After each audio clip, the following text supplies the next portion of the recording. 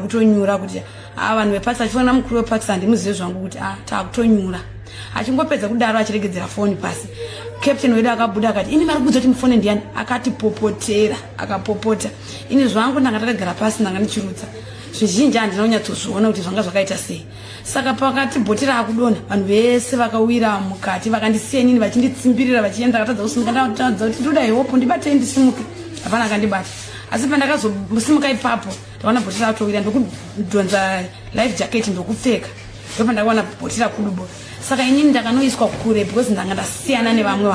vangu vakawira padhuze ndobva vabatira bhodhi ndokuenda pamusoro pebhodhi parakakukidibira manje inini ndakaendeswa kure zvokuti ndakanamata ndaiti ndikati mwari ndinzwirewo tsitsi mvura ichipinda mumhino nomukana ndovhara muromo asi ndaive nelife jacket ndiri pamusoro pelife jacket zvadaro takadhonza 1 hour chini chamakaita vanhu makatiregerera chero captain wekuno anoona nezvemumvura takamutsamwira akatiregerera takapedza 1 hour tiri mumvura tisina kana hope inini kwandanga ndaiswa nevamwe tete vangu vanonzi mai remember kurefu zvokuti asi takazoonekwa nendege ende ndiyo ndichingoona helikopota ndakasimudza ruoko ndikati hope please hope mvura ichopinda mumhino nemuromo